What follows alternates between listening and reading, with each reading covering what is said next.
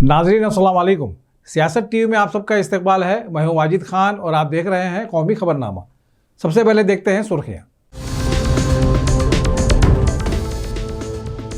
मुल्क में नफरत का जहर घोला जा रहा है। उत्तर प्रदेश में दलित मजालिम उरूज पर, राजेंद्र गौतम का इल्जाम। कहा, यूपी में जंगल राज का माहौल बना दिया गया।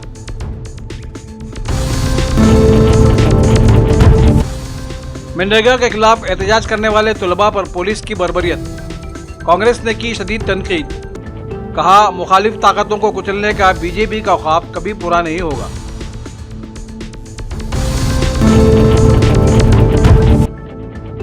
जर्मन चांसलर ने गांधी आश्रम और बैनुल अक़वामी पतंग मेले में हिस्सा लिया। मोदी के साथ वफूद सतह की मुलाकात में अहम मुआहदों को कतईयत। और इसरो को बड़ा धक्का, PSLV C-62 मिशन नाकाम। DRDO का सैटेलाइट खला में ना पहुंच सका।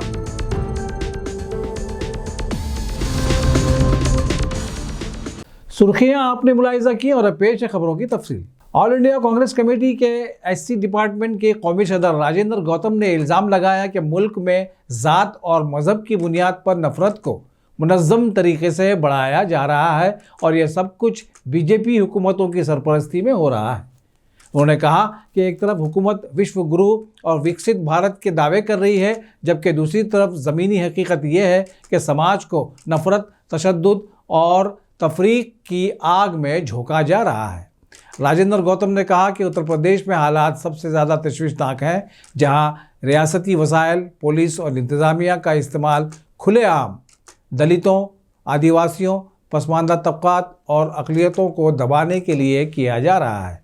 उन्होंने इल्ज़ाम लगाया कि वज़ीर आला योगी आदित्यनाथ की हुकूमत की ज़ीरो टॉलरेंस पॉलिसी दरअसल ज़ात और मज़हब देखकर नाफिज होती है। दलितों के ख़िलाफ़ जुराइम में ना तो बरवक्त कार्रवाई होती है और ना ही इंसाफ नज़र आता है, जबकि मुलजिम अगर कमज़ोर तबके से हो तो 24 घंटे के अंदर बुलडोज़र कार्रवाई शुरू हो जाती है। जब दलित के ऊपर उत्पीड़न होता है तो वो बुलडोजर नहीं चलता। यहां तक कि पुलिस जितनी एक्टिव दिखनी चाहिए वो नहीं दिखती।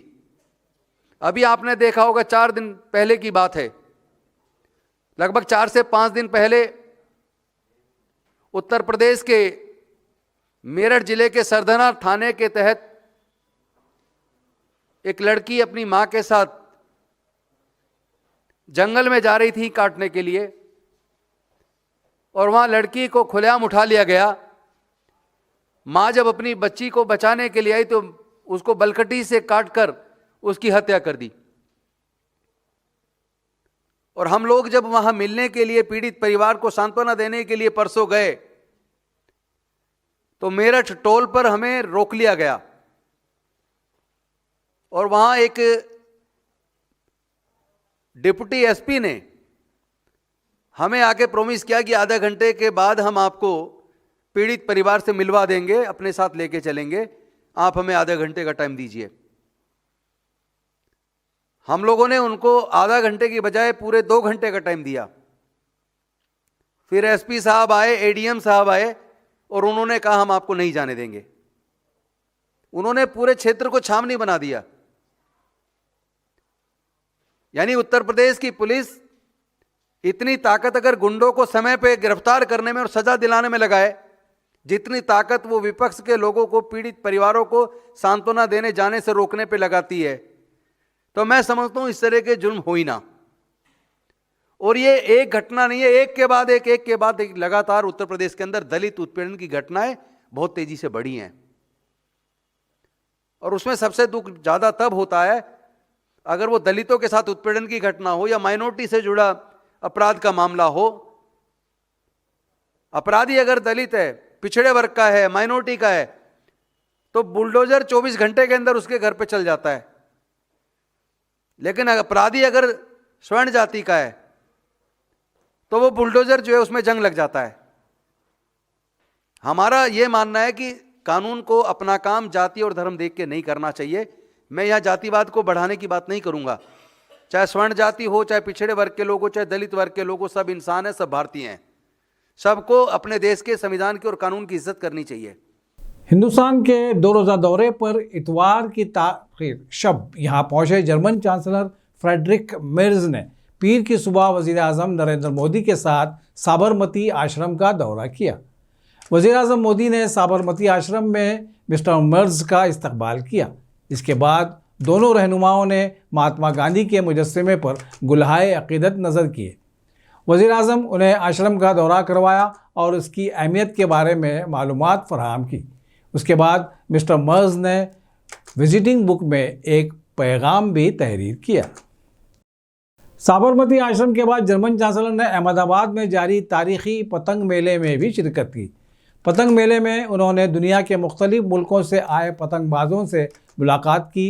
इसके अलावा हिंदुस्तान में रिवायती तौर पर बनाई जाने वाली पतंगों का मुआयना किया और पतंग साज़ों से बात की। उन्होंने यहाँ पतंगबाजी की तारीख़ पर मुश्तमिल एक म्यूज़ियम का भी दौरा किया और हिंदुस्तान के इस रिवायती खेल के हवाले से मालूमात हासिल की। वज़ीर आज़म नरेंद्र मोदी भी उनके साथ थे।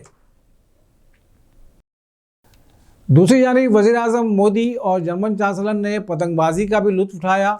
वज़ीर आज़म मोदी पतंग उड़ाते हुए खासे पुरजोश नज़र आए। National students union of India NSUI का मनरेगा बचाओ संग्राम मार्च इतवार को वाराणसी में बनारस हिंदू यूनिवर्सिटी के लंका गेट से वज़ीर आज़म दफ्तर तक मुकर्रर था। इस मार्च की क़यादत NSUI के कौमी सदर वरुण चौधरी कर रहे थे। उत्तर प्रदेश के मुख्तलिफ अज़ला और यूनिवर्सिटियों से आए तलबा ने इसमें हिस्सा लिया और मोदी हुकूमत की जानिब से मनरेगा को कमज़ोर और ख़त्म करने की मुनज़्ज़म कोशिशों के ख़िलाफ़ मुत्तहिद होकर अपना एहतजाज दर्ज कराया। इससे मुकम्मल तौर से पुरअमन और जमहूरी मार्च के दौरान पुलिस ने वाज़े सियासी हिदायत के तहत NSUI के तलबा और कारकुनान पर बेदर्दी से लाठीचार्ज किया। इसके नतीजे में NSUI के कौमी सदर वरुण चौधरी और रियासी सतह के कई ओहदेदार और तकरीबन 100 NSUI कारकुनान ज़ख्मी हुए। गिरफ्तार किए गए कारकुनान वाराणसी के मुख्तलिफ थानों में भेज दिए गए। वरुण चौधरी को गिरफ्तार करके पहले वाराणसी के लंका थाने में रखा गया था। उसके बाद इंतज़ामिया ने उन्हें लंका से रोनिया थाने में मुंतकिल कर दिया। वरुण चौधरी ने कहा कि मनरेगा सिर्फ एक सरकारी मंसूबा नहीं है, बल्कि ये हिंदुस्तान के बहुजन समाज के लिए लाइफलाइन और बका का सवाल है। वज़ीर आज़म के अपने लोकसभा हल्का वाराणसी में मनरेगा पर पुरअमन एहतजाज के जवाब में मोदी हुकूमत ने लाठीचार्ज और जबर का रास्ता इख्तियार किया। साथ ही उन्होंने ये भी कहा कि ये तलबा नौजवानों और मुआशरे के पसमानदा तबक़ात की जानिब से आवाज़ें उठा रहे हैं, जो इक़्तिदार के खौफ को ज़ाहिर करता है। TMC के रहनुमा महुआ मोइत्रा ने एक सियासी बहस के दौरान हिंदुत्व और हिंदू मत के दरमियान बुनियादी फ़र्क को उजागर किया, जिसके बाद पूरे भारत में नई बहसें शुरू हो गई हैं। ये वीडियो उनके बयानात, बहस के पस मंज़र और सियासी रहनुमाओं और तज्ज़ियाकारों के रद्द-ए-अमल की वजाहत करती है। Thank you very much. Quite wonderful to be back. These lawns of my childhood. Anyway, I'm glad to be speaking after Shopunda, who actually I'm very fond of.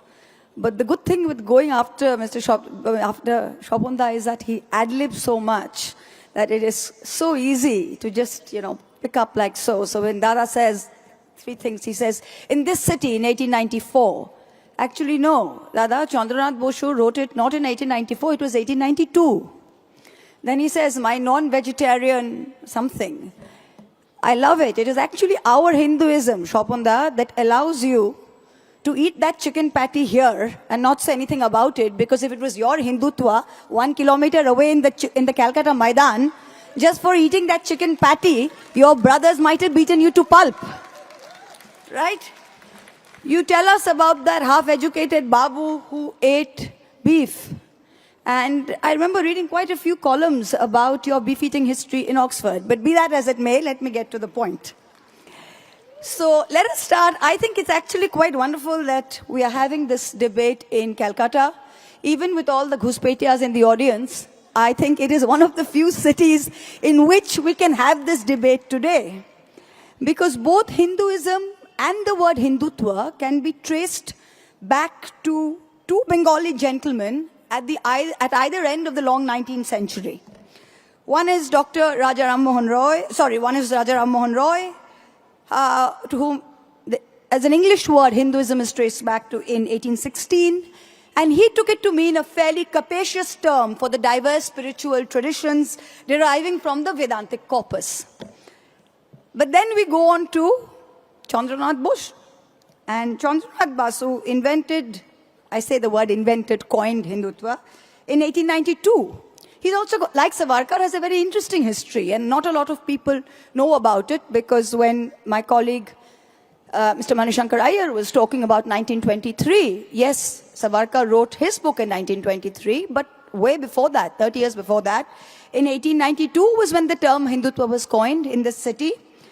And Chandranath was a native of Hooghly. It's a place from which Shopunda likes to fight elections and often lose them. But he was a native of Hooghly, and he graduated from Presidency College. And equally proficient in English and Bangla, served as a deputy magistrate in Dhaka, and then was an official translator to the Bengal government for over 30 years.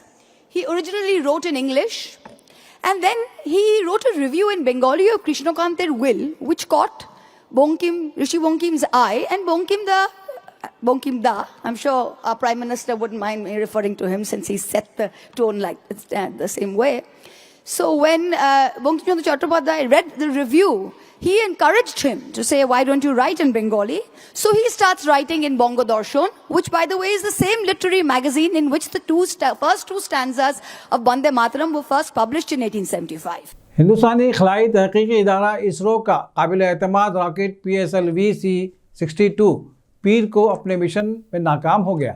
यह rocket DRDO के अहम तरीन ज़मीन मुशाहिदाती satellite EOSN-1 और 10 दीगर मुल्की व गैर मुल्की सैटेलाइट्स को उनके मुकर्ररा मदार में पहुंचाने में नाकाम रहा।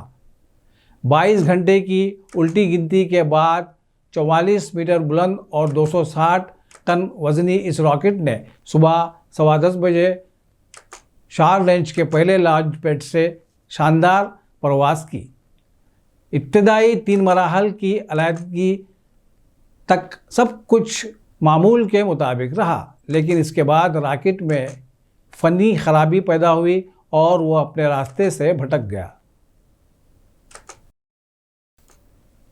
इसरो के चेयरमैन डॉक्टर वी नारायण ने मिशन कंट्रोल सेंटर से साइंसदानों को मुखातिब करते हुए कहा, पहले 3 मराहल तक रॉकेट की कारकर्दगी नॉर्मल थी, उसके बाद फ़नी खराबी पाई गई और फ्लाइट अपने रास्ते से हट गई। ये मिशन मुकम्मल नहीं हो सका है। हम डेटा का तजिया कर रहे हैं और जल्द तफसीलात फराहम करेंगे। EOSN-1 सैटेलाइट दिफाई मकासद के लिए तैयार किया गया था, जो दुश्मन के छुपाए गए फ़ौजी असासों, फ़ौज की नक़्ल हरकत और हथियारों की निशानदही करने की सलाहियत रखता था। इस मिशन में Brazil, Nepal, Spain, France, Thailand और बरतानिया के 10 सैटेलाइट्स भी शामिल थे, जो तबाह हो गए।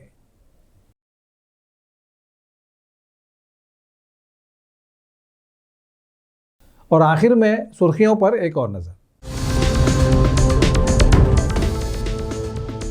मुल्क में नफरत का जहर घोला जा रहा है। उत्तर प्रदेश में दलित मजालिम उरूज पर राजेंद्र गौतम का इल्जाम। कहा, यूपी में जंगल राज का माहौल बना दिया गया।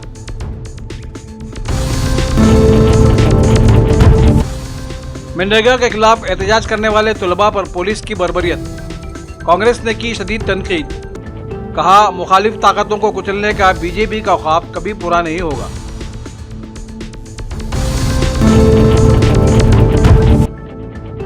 जर्मन चांसलर ने गांधी आश्रम और बैनुल अक़वामी पतंग मेले में हिस्सा लिया। मोदी के साथ वफूद सतह की मुलाकात में अहम मुआहदों को क़तईयत। और इसरो को बड़ा धक्का, PSLV-C-62 मिशन नाकाम। DRDO का सैटेलाइट खला में ना पहुंच सका।